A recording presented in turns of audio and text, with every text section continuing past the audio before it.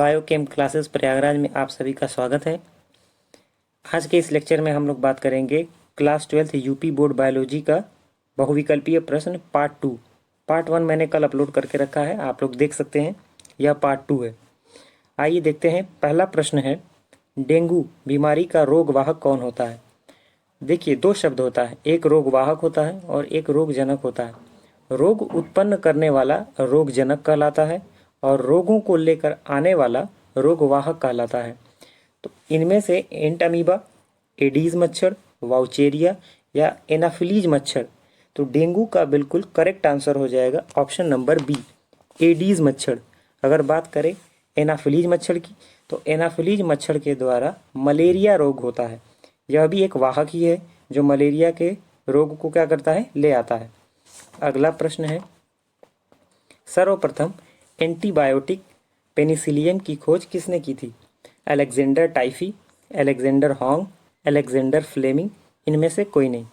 तो option number C बिल्कुल correct हो जाएगा, अलेक्जेंडर फ्लेमिंग। तो सर्वप्रथम पेनिसिलिन या पेनिसिलियम की खोज करने वाले वैज्ञानिक अलेक्जेंडर फ्लेमिंग हैं।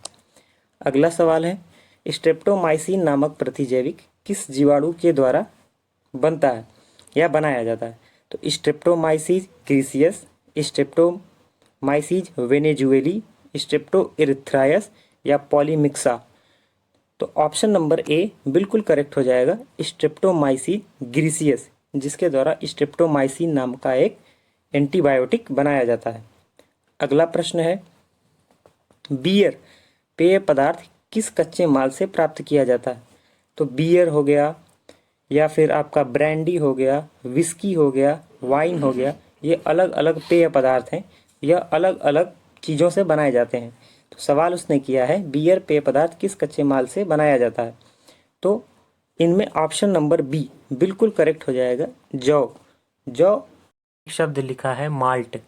जब हम जौ को भिगा कर अंकुरित कराते हैं, फिर उसे गर्म हवा में सुखाते हैं और जो भी उत्पाद प्राप्त होता है उसे माल्ट कहते हैं। अगला प्रश्न है, जेनेटिक इंजीनियरिंग क्या है? ऑप्शन है, आनुवांशिक पदार्थ में फेरबदल मानव द्वारा, आनुवांशिक पदार्थ में प्राकृतिक फेरबदल, नया डीएनए शरीर में बनना ऑटोमेटिकली, नन ऑफ दिस। तो आपका ऑप्शन नंबर एक बिल्कुल करेक्ट हो जाएगा, आनुवांशिक पदार्थ में फेरबदल मानव द्वारा, अर्थात कृत्रिम रूप से जब जेनेटिक में हम कोई भी परिवर्तन करते हैं तो उसे हम जेनेटिक इंजीनियरिंग कहते हैं। अगला प्रश्न है, परिवार नियोजन कार्यक्रम कब प्रारंभ किया गया था? 1931, 1945, 1952, 1965। आपका बिल्कुल करेक्ट ऑप्शन हो जाएगा 1952। 1952 में भारत ने ही सबसे पहले परिवार नियोजन का कार्यक्रम प्रारंभ किया था। अगला प्रश्न है, सहेली जो कि मादा गर्भ निरोधक गोली है जिसका प्रयोग किया जाता है साप्ताहिक, रोजाना, मासिक और तिमाही। तो सहेली के साथ साथ एक और गोली होती है गर्भ निरोधक, जिसे मालाडी कहते हैं। मालाडी 21 दिनों पर खाई जाती है और सहेली साप्ताहिक होती है, इसलिए आपका ऑप्शन नंबर एक बिल्कुल करेक्ट हो जाएगा। अगला प्रश्न है, इनमें से कौन सी तकनीक पुरुषों से संबंधित है? ट्यूबैकोटॉमी, वैस्कोटॉमी, रोडोटॉमी, टॉलीटॉमी। ट्यूबैकोटॉमी को मादा की नसबंदी कही जाती है, जबकि वैस्कोटॉमी को पुरुषों का नसबंदी कहा जाता है। तो आपका ऑप्शन नंबर बी बिल्कुल करेक्ट हो जाएगा। अगला प्रश्न है, जननांग मस्सा निम्नलिखित में से किससे द्वारा फैलता है? Hepatitis A, herpes virus, trichomonas, papilloma virus. आपका ऑप्शन नंबर 4 बिल्कुल करेक्ट हो जाएगा, पैपिलोमा वायरस के कारण जननांग मस्सा होता है। अगला प्रश्न है, निम्न में से किसे कॉपर टी रोकता है?